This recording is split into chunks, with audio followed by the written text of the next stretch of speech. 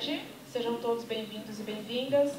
Essa é a atividade, o tom da representatividade negra. Vamos dar início à primeira roda de conversa, que é sobre a representatividade negra na mídia e nas artes, né?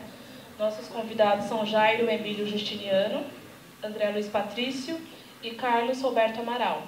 Daí eles vão falar sobre a trajetória deles no segmento e como a contribuição deles é feita na sociedade e tudo que eles já fizeram até o presente momento. Vocês vão poder saber como que atuar nesse segmento.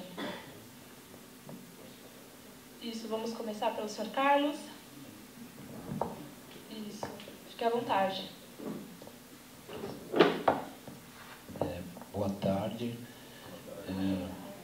Eu, Carlos Roberto dos Santos Amaral, trabalho na área de cultura desde uns 40, 50 anos, né?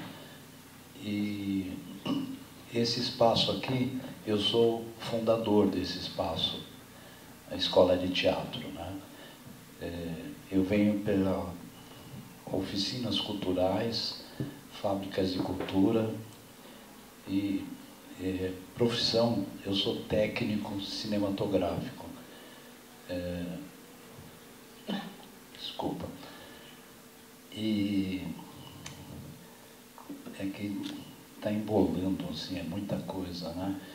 Eu tenho 72 anos de idade e sempre trabalhei na área, militei na área da cultura, da arte, né?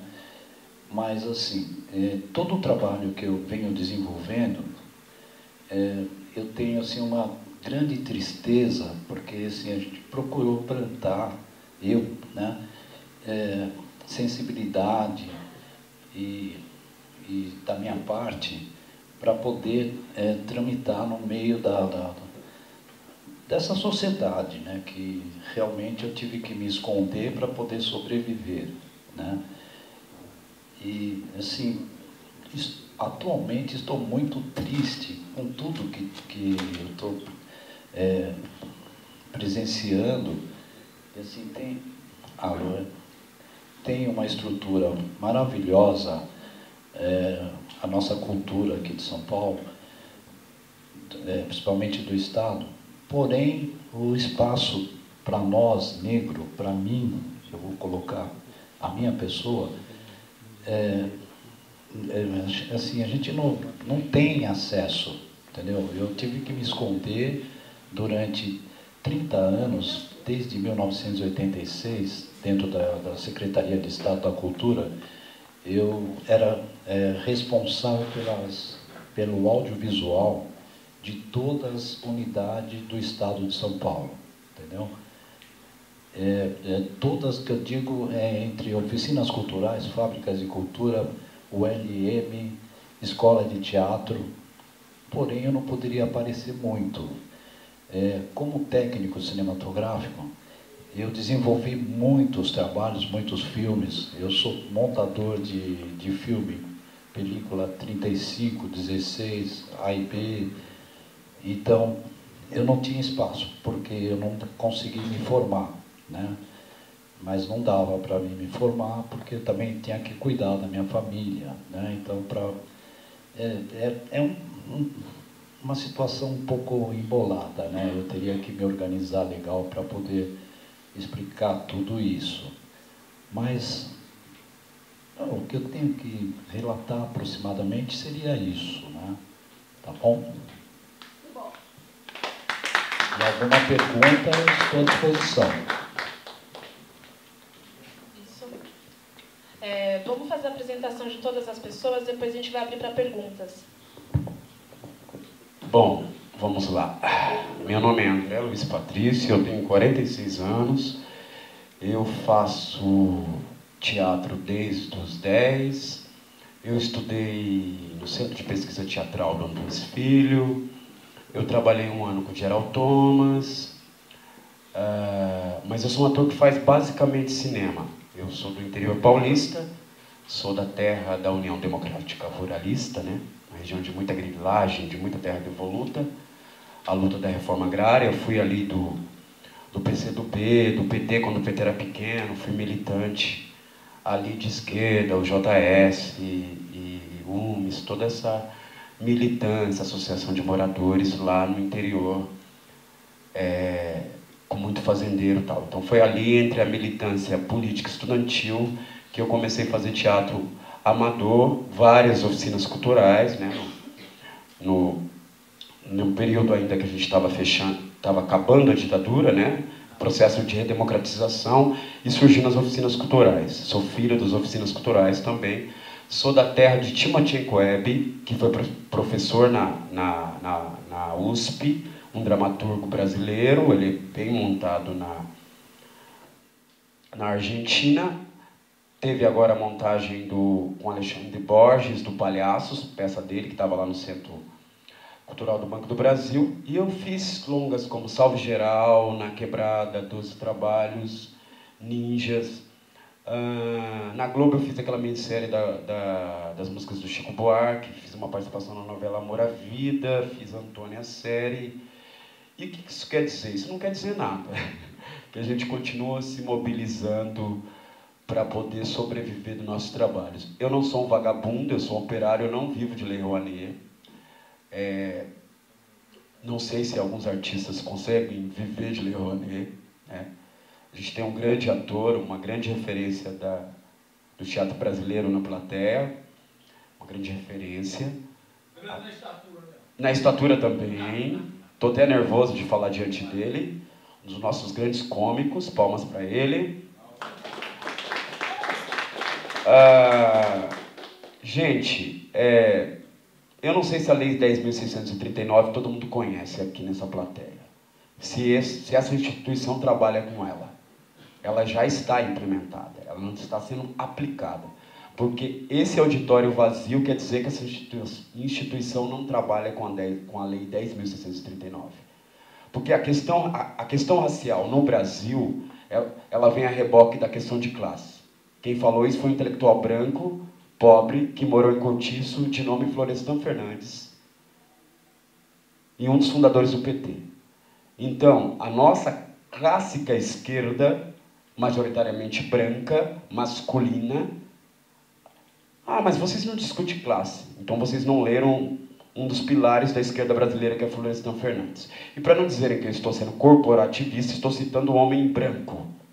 Eu não sou um ortodoxo do movimento negro. Eu não sou um movimento negro nesse sentido, porque eu não sou uma liderança, então eu não posso falar por ele. Aí, nesse sentido, eu entendo quando o Pitanga fala que ele é um negro em movimento. Porque, de repente, você não é uma liderança que é referência para jovens e negros como um farol, que você pode dizer nesse nome. Então, nesse sentido, eu sou um homem negro em movimento. Voltando, o Instituto da Lei 10.639/3 deveria estar sendo aplicada por essa instituição. É uma lei federal, né? Então, o Estatuto da Igualdade Racial. Os senhores conhecem, atores... Conhecem o Estatuto da Igualdade Racial? Vocês conhecem o capítulo 216, que agora deveríamos todos nos unir para fazer uma representação em direção ao Supremo Tribunal Federal contra o senhor César Menotti, porque ele feriu a dignidade de um grupo social específico que colabora para a formação da identidade nacional. Isso está lá no capítulo 216, o artigo 216, no capítulo de Cultura da Constituição Federal. Quando ele atacou o samba, ele atacou toda a comunidade, ele atacou a gente, ele atacou os artistas negros. Parece que não tem a ver com a questão da representatividade no audiovisual do que estou aqui a dizer, mas tem. Porque ele atacou simbolicamente, ele não só simbolicamente, ele atacou o patrimônio imaterial da humanidade, que é o samba. Certo? Então, teríamos que nos organizar, ali, já que está tudo judicializado no país, e fazer uma representação contra esse senhor no Supremo Tribunal Federal. Ele não é piada, porque ele atacou um dos gênios musicais que consegue vender shows, que consegue estar parilhado com um sertanejo, mesmo genérico que ele faz. Então, ele atacou a comunidade negra. Então, e tem mais, Todo mundo acha que tem que dizer e pautar a nossa fala e a nossa discussão, mas ninguém fala o que quer da comunidade judaica. Fala? Todo mundo tem dedo. Fator econômico. Estamos chegando lá. Então, eu sou esse tipo de ator. Então, a minha inserção dentro do cinema brasileiro tá difícil. Eu tretei com Fátima Toledo, porque eu não gosto daquela preparação dela. Vocês sabem quem é a Fátima Toledo? Não gosto. Para mim, eu tenho conhecimento empírico, aquilo é tortura. Uma vez eu tomei uma geral do policial e falei, nossa, isso parece a preparação da Fátima Toledo. Sabe? Eu prefiro a desconstrução do Antunes, que a gente pode criticar, mas eu prefiro do mestre Antunes, aquela desconstrução. Essa mulher ganha muito dinheiro com a pobreza do Brasil. Aí a gente vale. E a gente não vale quanto pesa, porque a gente não consegue sobreviver dentro do audiovisual. A gente está subempregado. Então, quando fulano não consegue viver do cinema, olha, não sei, a gente tem que fazer uma discussão. Muita gente consegue viver do cinema. Muita gente consegue ganhar dinheiro com o cinema. Quem é essa gente? A nossa clássica esquerda cinematográfica branca, majoritariamente masculina, que não divide o pão, que não divide o bolo, que é racista, como todos os setores da sociedade brasileira que agora querem pautar a discussão que fizemos do colorismo com Fabiana Cosa. Porque da comunidade judaica ninguém enfia o dedo. Fator econômico de novo. Então, eu filmei com o Sérgio Machado, com o Sérgio Rezende, com o Ricardo Elias, com o Tadeu Django. O que isso quer dizer? Não quer dizer nada. Porque eu sou um ator que aprendi um pouco no CPT, sabe? Quando eu estava entrando no CPT, eu estava caindo em situação de rua. Imagina que loucura. Caindo em situação de rua, tentando entender o que o Antunes estava falando, e o Antunes estava muito presente na minha vida. Se eu estiver me estendendo, vocês falam. Porque ele estava muito presente na vida do CPTzinho, porque a Marília Gabriela era ouvinte, então ele vinha muito, ele estava mais presente. Era um choque de realidade, era uma coisa esquizofrênica de você ter que lidar com as referências artísticas eurocêntricas, né? Porque ali são referências eurocêntricas, não tem referências de Brasil. Ele fez Chica da Silva, mas já foi, lá em 1978. O teatro do Antunes Filho tem toda uma referência eurocêntrica. Brasil ali hoje não. Tanto que é para uma classe média, branca, ou alta classe média, que consegue ficar lá dentro e não ganhar nada e estudar. Mais um fator econômico. De como nós, atores e artistas negros, afrodescendentes, não conseguimos sobreviver. Somos vagabundos? É diferente? O que é isso? Não. Houve um projeto racista que ainda está vigente, como a gente vê aqui. A Lei 10.639 de 2003, essa instituição de ensino não implementou. Porque se tivesse implementado com todos... Quantos professores negros tem aqui? Então, cadê a plateia branca que disse que é aliada? Cadê ela? Oi! Gente! Né? Aí, vocês se fecham, vocês ficam no aparelho, racismo às avessas. Não existe racismo às avessas. E quem racializou o país foram os teóricos raciais que a corte trouxe no século XIX, como Gobineau, que veio para cá. Toda a pesquisa da fauna, da flora. Até hoje, nas nossas piadas, estão esse dado cultural que os teóricos raciais deixaram no país. A novela da Bahia não é à toa. Era outra coisa, que todos nós deveríamos ter feito uma representação no Supremo Tribunal quando a TV Globo.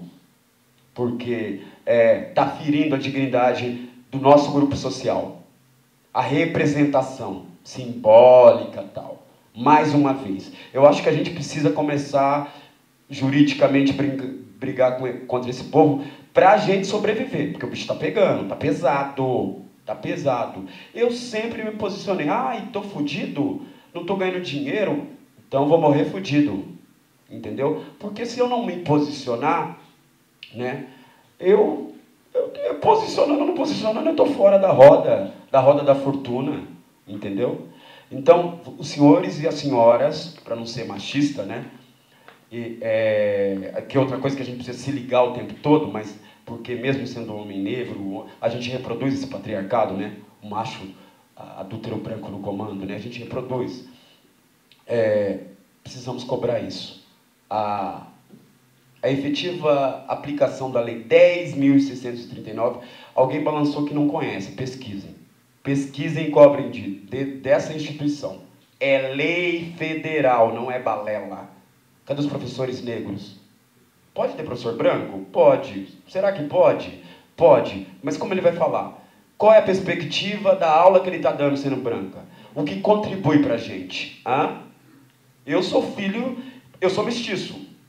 Nossa, você não sabe que você é negro? Sei que eu sou negro, a polícia lembra toda hora. Eu sou filho de mulher branca, eu tenho vô branco, eu sei. Eu não sou, eu falei que eu não sou ortodoxo, eu sou radical. Mas a gente precisa fazer as devidas distinções. E todas as pessoas que querem nessa sociedade pautar a nossa fala e a nossa discussão são aquelas que até agora não fizeram nada para lutar contra o racismo. Falei isso por a Marla Bach. Na discussão da Fabiana Cosa. Porque eu vou falar. Falei, meu querido, vocês não falam qualquer coisa para a comunidade judaica. Nos respeitem mais. Então é isso. E outra coisa, artistas, vocês precisam conhecer as pessoas. Quem é Renato Cândido? Vocês conhecem? Viviane Ferreira. Tatiana Godoy. Vocês precisam conhecer outros atores. Tem muita gente. São todos cineastas independentes que estão fazendo a discussão da branquitude. Precisamos sair desse mainstream independente dos estares. Precisamos nos conhecer. E isso também está dentro da lógica racista. A gente está dividido, a gente foi dividido quando chegou aqui, né? E ainda estamos divididos. E ao mesmo, não é com a questão da Fabiana Cosa que estamos divididos. Isso também é uma chaga da escravidão. Porque na própria escravidão, no período histórico da escravidão, a gente tinha o pregão dos brancos. Né? Os brancos mais claros estavam lá de capataz. Lembrei da questão do Renato Souza, um outro ator, que a gente estava falando de tipo de ator. E você não é perfil. Eu falava, mas isso é nazista. Não quero fazer ladrão, quero fazer advogado. E se eu for fazer o ladrão, eu quero dar o depoimento da minha classe. Porque na minha família teve pessoas do crime. Eu não quero um discurso contra o crime burguês branco. Tem um fator social aí. A violência é social. Certo? Então, que discussão a gente vai fazer? O racismo, ele vem a reboque da questão de classe no Brasil. E ele perpassa todos os setores da sociedade brasileira. A indústria cultural brasileira é racista, cinematográfica. São cinematografias que nos matografam, fotógrafo. Cinematografias que nos matografam pelos cineastas brancos. Aí tem um boom de cineastas negros. Viviane Ferreira. O Jefferson D, o novo filme do Jefferson D é muito bom, gente. É uma comédia muito inteligente, que simbolicamente parece que não está dizendo nada. Eu já tretei com ele. Eu trato com todo mundo mesmo na discussão intelectual. Não vou falar, você é cuzão, você é coxinha. Não, eu quero ganhar na ideia, eu quero entrar na mente. Eu não fui fazer sociologia à toa. Eu estou a serviço da minha classe e da minha cor. Digo de novo, fechando com Florestan Fernandes. Aqui a questão racial, a questão de classe vem a reboque da de classe.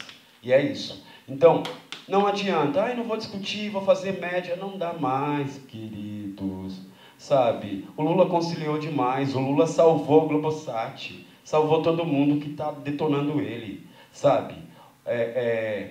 A formação do caráter brasileiro, que é o que investiga o Sérgio Buarque de Holanda, pai do Chico Buarque de Holanda, de como as contribuições portuguesas e espanhol dá para o caráter do brasileiro e como a nossa conciliação, essa coisa de que o brasileiro não é de briga, como é essa estratégia? Para nós negros, nunca deu e não dá. Se a gente não se posicionar, vai ser pior ainda, porque a gente não vai construir conjuntamente armas para lutar contra o tiro da polícia no peito ou na nuca, entendeu? Porque aqui, sobretudo, o preconceito é de cor. Na nossa construção simbólica, imagética, dentro da publicidade. Que tipo de negro tem ali? O negro que tem a cutiz clara, com raríssimas exceções, o negro que lembra, que tem características do negro norte-americano, às vezes eurocêntrica. Porque mesmo que a miscigenação nos Estados Unidos é algo muito novo. A miscigenação, que foi um projeto genocida no Brasil, num período histórico, também nós somos o resultado dela. E hoje precisamos discutir a miscigenação num outro patamar para entender identidade e origem e identidade nacional.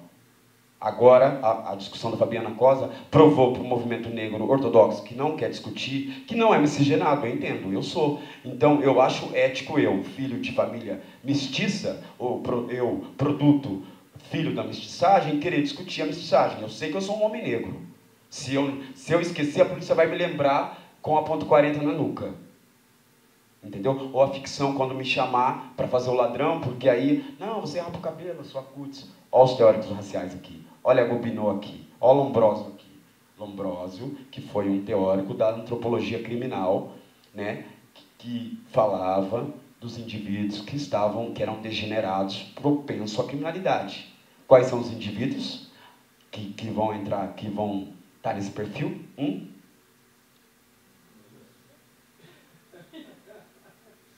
É isso. Tudo isso está caracterizado na imagem que se quer construir do Brasil ou que não se quer construir do Brasil. Então, cobrem dessa instituição, Lei 10.639. E os seus amigos, aliados brancos da terra, cobrem deles. Cadê eles nessa plateia? Aliado uma ova. Cadê? Cadê os negros? Cadê os brancos? Cadê?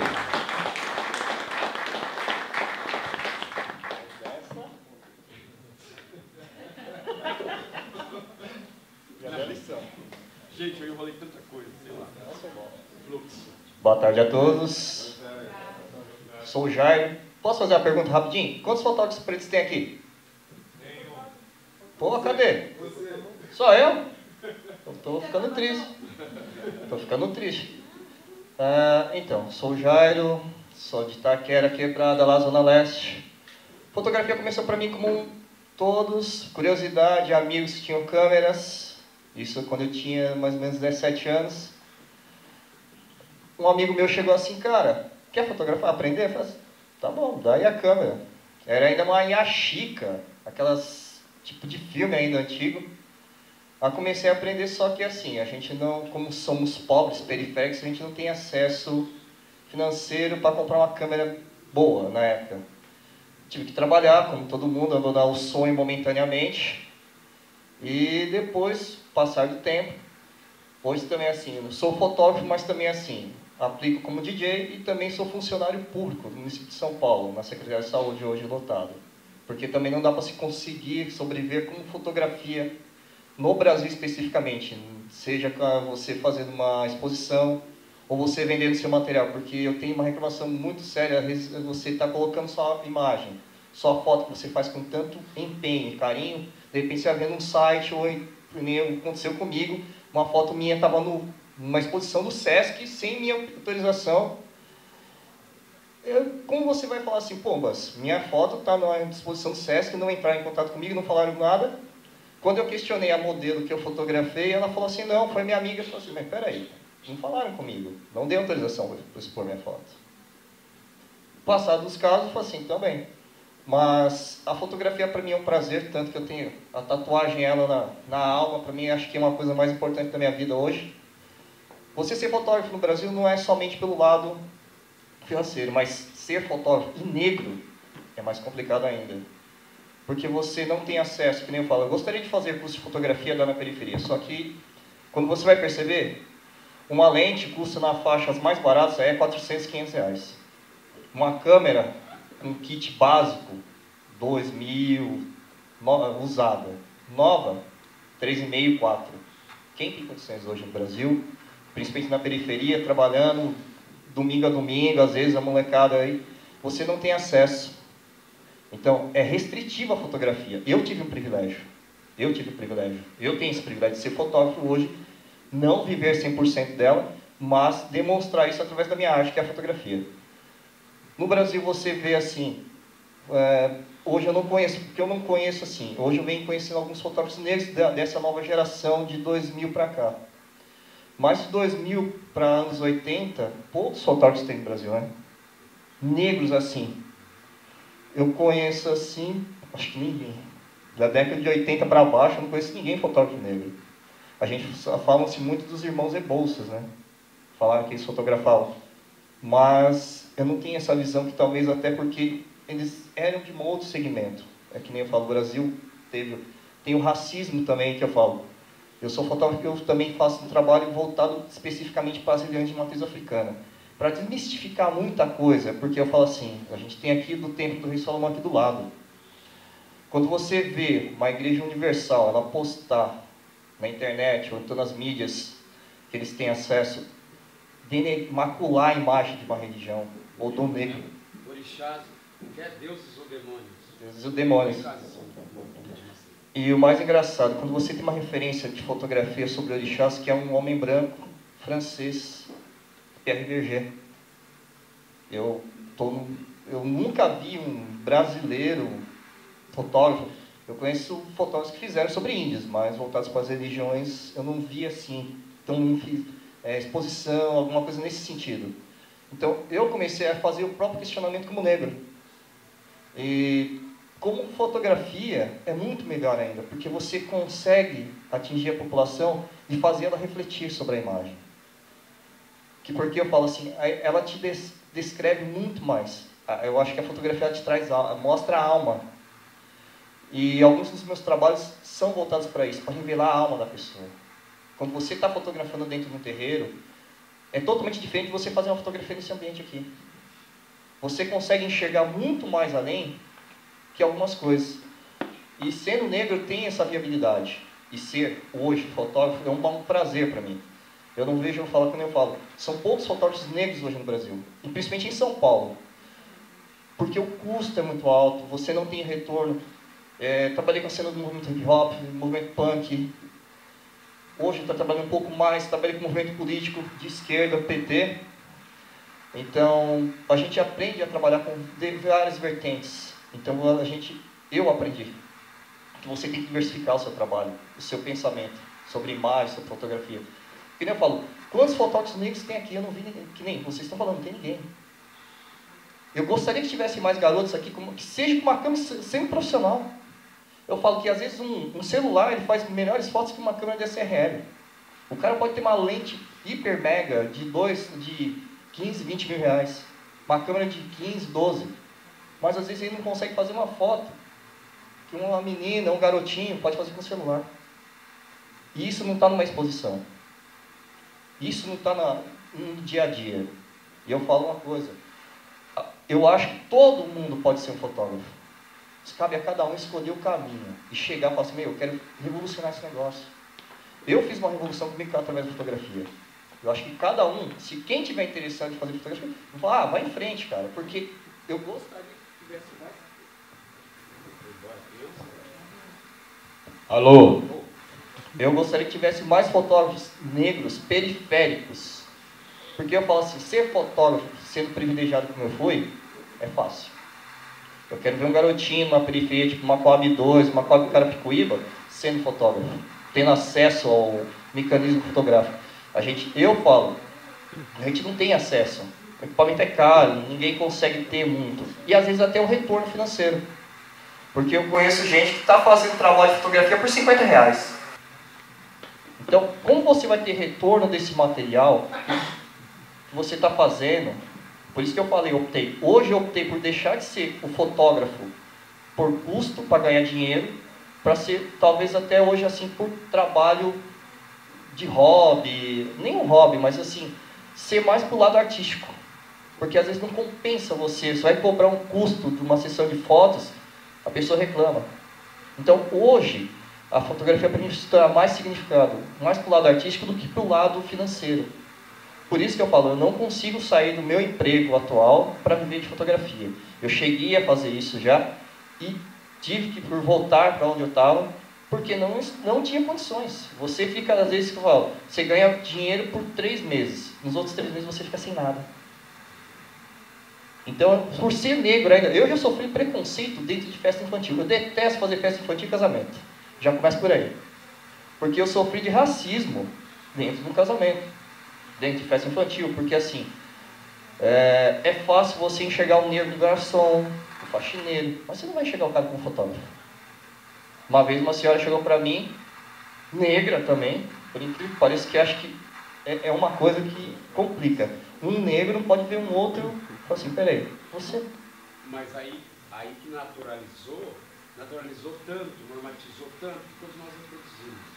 Exatamente. Aquela que eu falei da divisão, né? Então, quando você vê um pobre e um negro que está em outra posição, você não aceita, é automático. E o projeto político, ele é efetivo, eles não estão brincando, eles estão discutindo, né? A mulher chegou para mim assim, olha, tem como pegar ali um copo d'água para mim, para minha filha? Eu falei, senhora, eu estou fotografando. Ah, você é fotógrafo? Aí você fica meio estranho, é que nem eu estava comentando aqui. Eu já fui enquadrado pela PM, e é engraçado, toda vez o policial me pergunta, você é fotógrafo? Até um dia eu estava falando, eu fui para a PM, você é fotógrafo? Não, cara, eu só tiro foto de pônei. E o cara me pede nota fiscal. Eu tenho questionamento até a respeito do que teve acontecendo no Rio de Janeiro através da intervenção. Eu vi alguns vídeos de algumas pessoas, alguns blogs, falando que quem é fotógrafo negro tem que andar com a nota fiscal. Pô, cara, na boa, eu não tenho que andar com a minha nota fiscal porque eu sou fotógrafo. Se o cara falar assim, você quer falar assim, beleza, brother, vai lá para a delegacia. Vamos lá, a câmera é minha?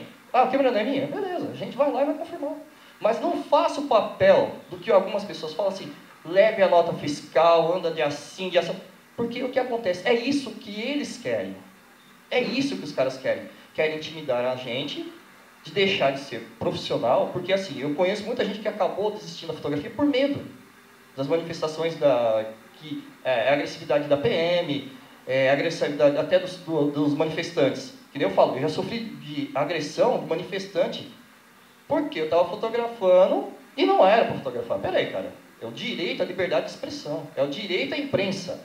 E quando você perde esse direito à imprensa, é que nem eu falo questionamento. Nós temos que questionar as emissoras, entendeu? Temos. Mas eles também têm o direito, e nós temos o direito de assistir ou não. Cabe a nós, controle remoto está ali, ó. Cabe a nós olhar para aquela revistinha e falar, ó, tá vendo aquela preta do cabelo liso, alisado, e tem a preta do cabelo crespo, tem a negra careca. Pô, cara, cabe a cada um de nós olhar e falar assim, meu, é isso que eu quero, e é isso que eu não quero. A decisão é sua. Não é da televisão, não é do rádio. Eu falo assim, o que o César Menotti fez, na minha opinião, foi a total imbecilidade. Ele pode, como eu falo, o cara que tem acesso aos meios de comunicação, público de televisão de massa, e chegar a me dar esse furo, na boa, o cara tem que ser muito burro mesmo. Porque eu acho que assim, não é que eu falo, o samba, você pega geral do filme, que eu falo, você pega geral do filme, você pega os sambas do começo, do início, que eu tenho aqui também, é um grande samba. Qualquer coisa perguntar de samba, pergunta para ele. Então eu acho que assim, nós temos que respeitar, mas também ser respeitados. E quando a partir do momento que você não é respeitado, o discurso não pode ser moderado. Falaram que eu tenho que ser moderado. Eu falei assim, pô, velho, se eu tiver que ser mais moderado, pô, é mais fácil eu abrir um buraco no chão e ficar lá dentro. Vira tatu. E a fotografia é esse questionamento. Por isso que eu falo, eu não vou desistir de fazer fotografia, jamais. Eu posso continuar fazendo o meu trabalho normal, casual, mas eu jamais vou desistir da fotografia, porque isso me dá solidez e me dá o pensamento que eu tenho que revelar novos fotógrafos negros, novos periféricos. E eu falo, independente do cara ser branco ou ser negro, o cara tem que fotografar. Ele tem que ter acesso a essa comunicação, porque eu falo, você observa em qualquer país do mundo, vamos fazer uma referência muito clara, Estados Unidos. Cara, você vai para qualquer lugar, vai nos Estados Unidos, qualquer moleque lá tem câmera, DSLR, tem acesso a equipamento. E é um cara periférico. E a gente tem que começar a entender isso também aqui. Que a gente tem que deixar de ser o mimimi e começar a falar, mano, vamos fazer enfrentamento através da imagem, do som. É isso que a gente tem que fazer, enfrentamento através da fotografia ou do vídeo, seja o que for. E é isso, eu acho que eu não tenho muito o que falar. Acho que experiência eu tenho o suficiente, que eu acho que desde tomar bomba, bala de borracha, até fazer aniversário de criancinha, acho que assim, é a diversidade do profissional de fotografia. Acho que não tem esse caminho, falar assim, vou fazer só isso ou aquilo. Se você quer ganhar dinheiro com fotografia, apenas você tem a diversidade, cara, porque no mercado, você pode ter a diversidade de fazer vários trabalhos, mas se você quiser fazer uma coisa artística, tem um foco, seja como negro, seja fazendo foto de mulher preta, homem preto, seja fazendo qualquer tipo de trabalho voltado para a periferia e para a comunidade negra, se você tem intenção isso. Não é radicalismo, que nem eu falo assim. Cara, eu dificilmente gosto de fazer ações radicais. Eu tive um papo, eu também faço parte de um coletivo de fotógrafos negros, que a gente observa que em São Paulo não tem. Aí eu e algumas amigas minhas que estamos encabeçando isso, a gente fez um coletivo de fotógrafos negros. A gente está chamando esse pessoal para conversar, para ver se a gente fortalece a ideia do negro fotógrafo, desmistificar esse lance do cara, porque você tem uma câmera na mochila, ela é roubada, ou você fala assim, o grande até, fala assim, você é fotógrafo? Tem que parar com isso, porque o reconhecimento do fotógrafo ainda continua sendo branco. É uma coisa chata eu falar isso, mas o cara é fotógrafo. Eu conheço da minha infância, todo fotógrafo que eu conheci próximo da minha casa era branco. Eram raros os negros que eram fotógrafos. Então tem que parar com isso. Tem... Volta na questão de classe, né? Exatamente. Questão de classe é isso que a gente tem que começar a repensar. E eu gostaria que todo mundo tivesse o pensamento de chegar na sua quebrada e falar, meu, quantos aqui são fotógrafos? Meu, vamos começar a fazer trampo para os pretos, ou para a periferia, começar a mostrar uma outra cara. Porque a mídia de massa, ela quer fazer o seguinte, ele pega o cara que é periférico e ele fala assim, beleza, ó, a partir de hoje você vai trabalhar comigo. Só que o cara perde toda aquele, ele fala assim, para ele ganhar grana, ele perde toda a percepção e perde toda aquela criação que ele tem para virar uma coisa comum. E não é isso que a gente quer.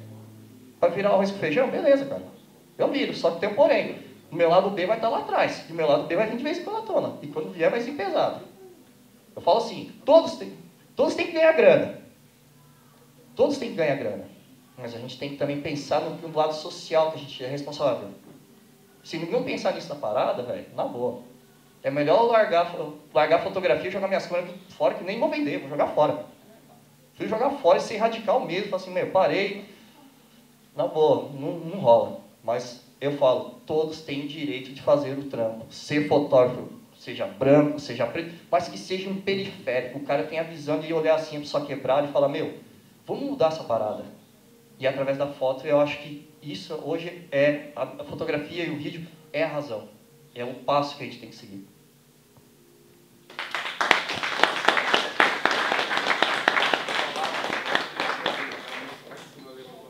Você tinha levantado a mão. Não, eu queria saber a referência do... É bom, acho que eles estão gravando.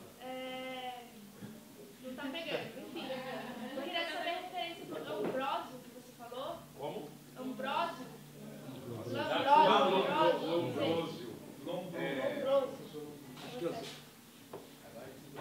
Alô, responde. Lombrósio, né? Essa aí é antropologia criminal, tal. Tem um livro muito interessante que chama Espetáculo das Raças, da antropóloga Lilia Schwartz. Sabe, já ouviu falar?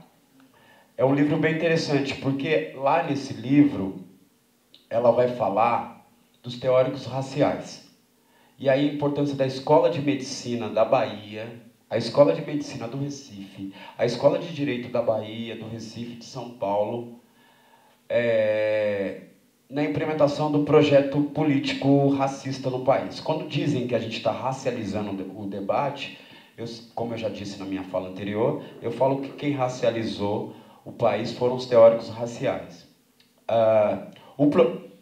O básico, assim, bem vulgarmente, o problema da miscigenação é a gente, que a gente suja a água, como se a gente sujasse o sangue da humanidade. Aquela mesma coisa do judeu degenerado.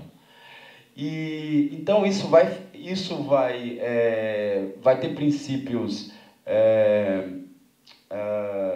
elementos objetivos que, dentro do direito, da sociologia. Esses caras vão ajudar a construir um pensamento de sociedade brasileira que depois vai construir todas as instituições brasileiras. E tem o Instituto Histórico Geográfico, que tinha o João alguma coisa, que eu não lembro o sobrenome agora, que em 2 séculos, que seria agora, o Brasil seria majoritariamente branco.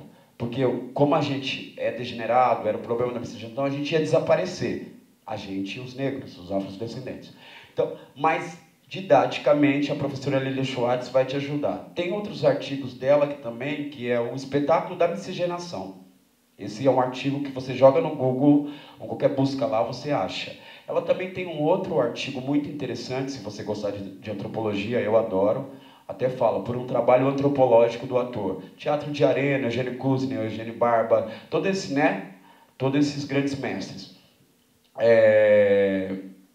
Então é isso, Espetáculo das Raças é um livro que pode te ajudar muito, do Kapengele Munanga, Rediscutindo a Mestiçagem, né? Que é um autor afrodescendente que vai ajudar muito bem. Então esses dois livros vão te esclarecer quem é Lombrósio, quem é Gobineau, quem são os teóricos raciais que de fato são os caras que racializaram o debate no país. Eles edificaram o programa racista, o projeto racista dentro da sociedade brasileira.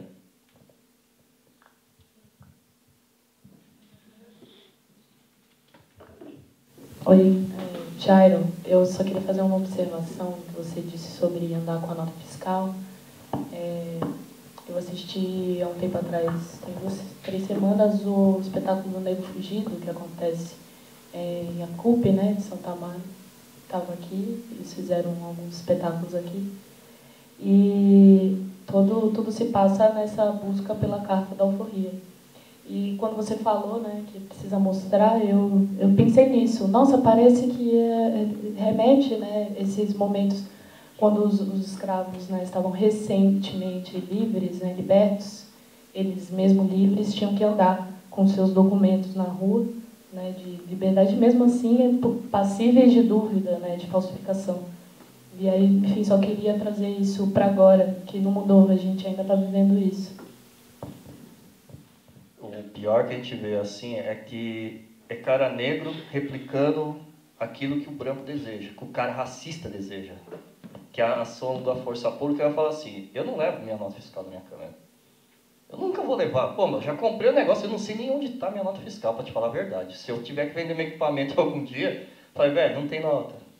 Então, quando você observa que um negro replica essa discussão de você ter que levar um papel para mostrar que essa câmera não é roubada, peraí, tudo bem, você quer provar que eu não roubei equipamento, que eu estou aqui simplesmente, fala assim, beleza, deixa eu tirar umas fotos suas.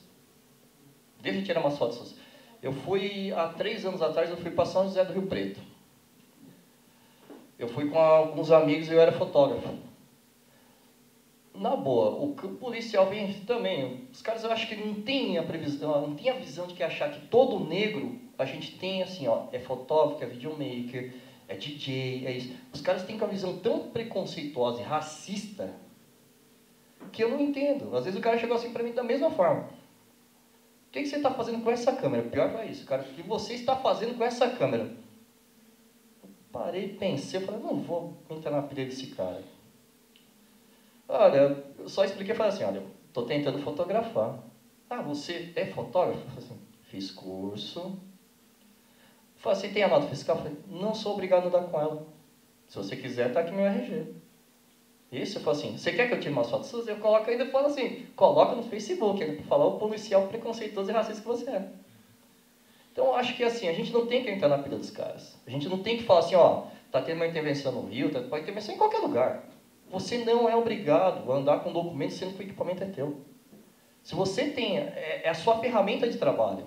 Eu nunca vi, até hoje, eu sou neto de pedreiro, nunca vi meu avô chegar e falar assim, olha, eu fui parado porque eu tinha dentro da minha bolsa um martelo, uma colher de pedreiro, isso, aquilo. Mas se um negro tem equipamento que é um valor alto agregado, o cara já começa a olhar e fala, será que é dele mesmo? Ele começa a questionar. Aí você... Pior, você entra dentro de um blog ou dentro de internet, o cara começa a fazer aqueles discursos de falar assim, peraí, eu não tenho que entrar na pilha desse cara.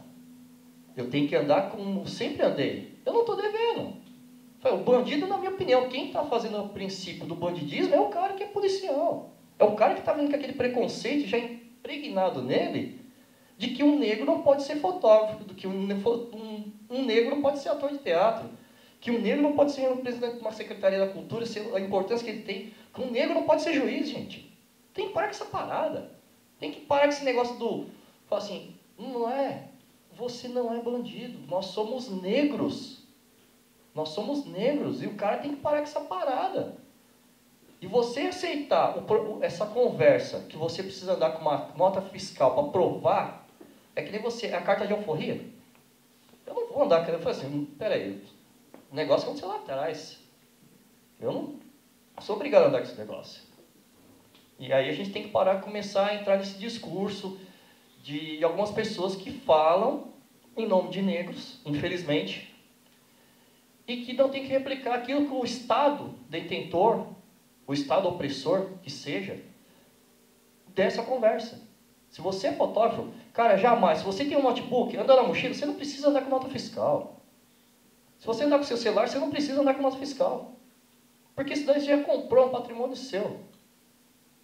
Então, quando vem esse discurso de algumas pessoas, eu fico até chateado. Eu falei, pomba, peraí, eu não preciso andar. Aí quando você faz um questionamento, as pessoas acham que você está sendo meio que radical. Eu falei, não fiz nada ilícito para ter esse material. Eu trabalhei por ele. Então, quando uma pessoa chega e dá essa explicação, eu falo assim, tem que dar um esporro no cara. Eu já briguei com muita gente por causa desse sentido. E que a gente não tem que entrar mais na pilha das forças públicas, que são preconceituosas e racistas. Pior, é quando você ouve um negro falando a mesma coisa. O cara é um agente público de segurança, ele faz o questionamento que você é bandido. O cara é periférico como você.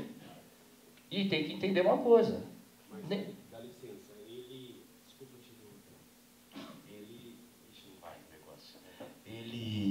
Como a gente não pode esquecer que é projeto político. Então, ele vai replicar. Está normatizado.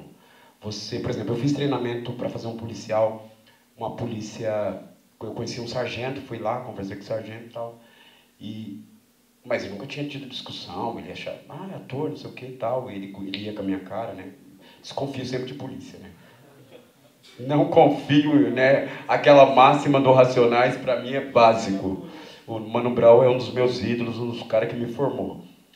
E aí, não, vamos lá, trabalhar. E aí, ele replicando.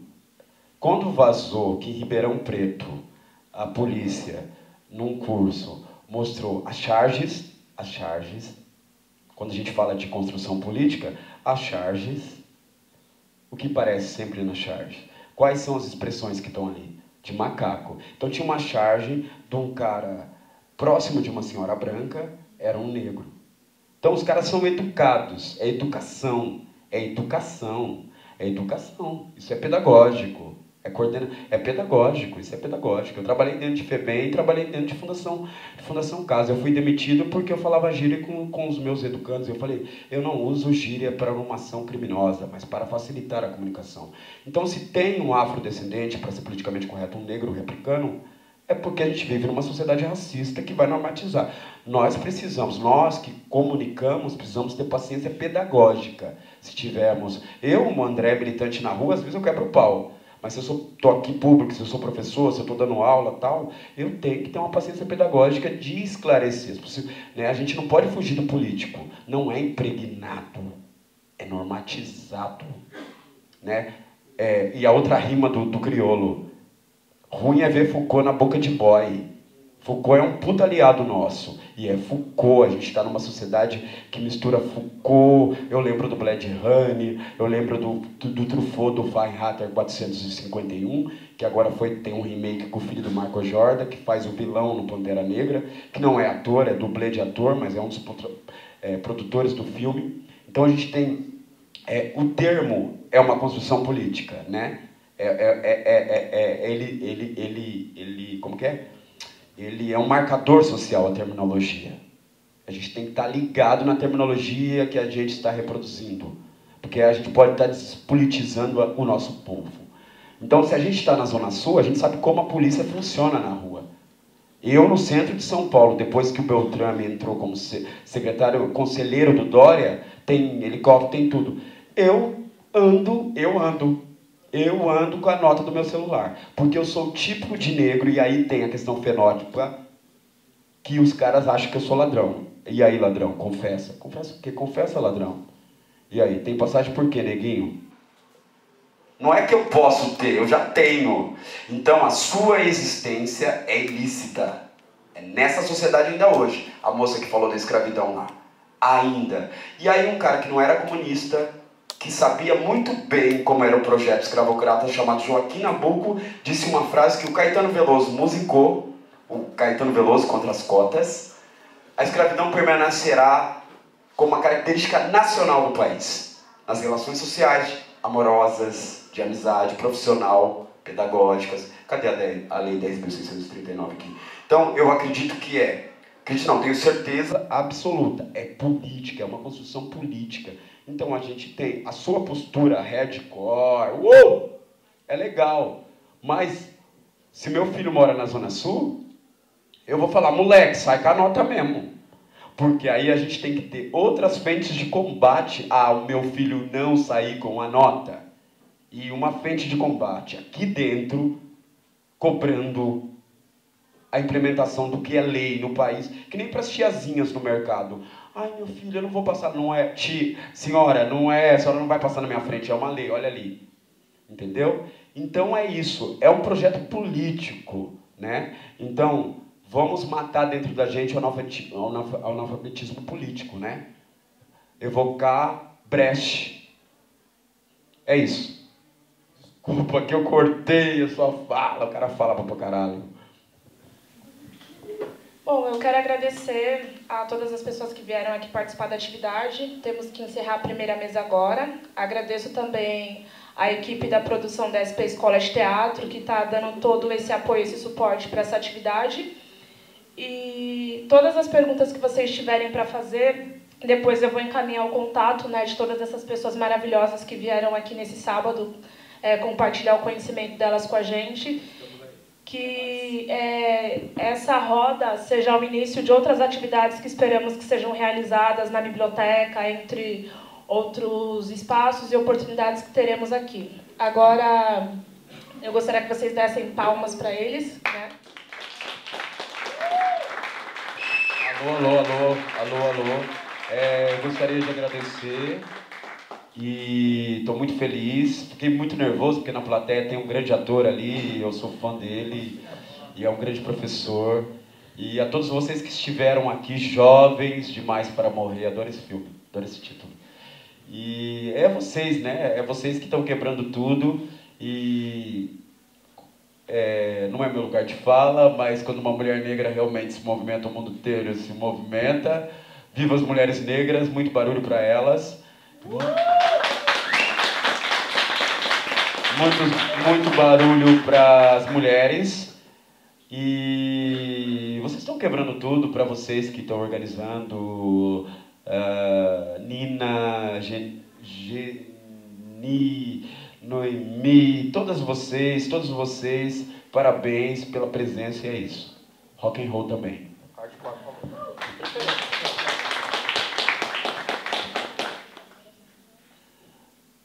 Quero agradecer primeiramente a casa aqui, que cedeu espaço para a gente vir falar, a gente fazer nossos questionamentos. Aqui do meu lado, Nomadier, Sr. Carlos, a presença. Agradecer a presença de todos aqui, mesmo que foram poucas pessoas, mas a gente passou alguma coisa de informação, que é importante essa troca de ideias.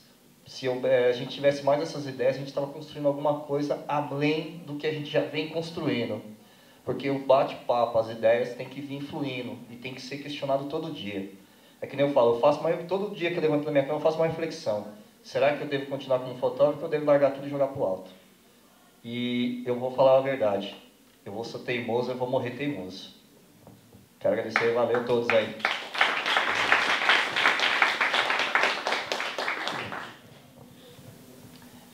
Quero agradecer a casa, a Nona e a todos. E eu também tive problema com a nota fiscal. Há 40 anos atrás, eu trabalhava com, desculpa a pegar essa pontinha, com filmagem. Eu trabalhei com a Amaral Neto, repórter, e vários produtoras de cinema. Eu andava com uma câmera Arriflex, talvez alguém conheça, entendeu? Você imagina o valor dessa câmera. né? Eu levava para casa, entendeu? E eu andava com nota fiscal, eu tinha medo de polícia. A minha intenção, se eu fosse alguma autoridade, todas as polícias do Brasil teriam que se vestir de palhaço, entrar na arte circense, né? Para usar nariz de palhaço, pintado para criança. Pelo menos foi o trauma que eu tenho, desde pequeno, para você se acostumar com polícia, né? Entendeu? Eu vivenciei 64. Eu morava na Avenida Higienópolis, ali ao lado do Mackenzie. Minha mãe era empregada doméstica, eu morava lá com ela.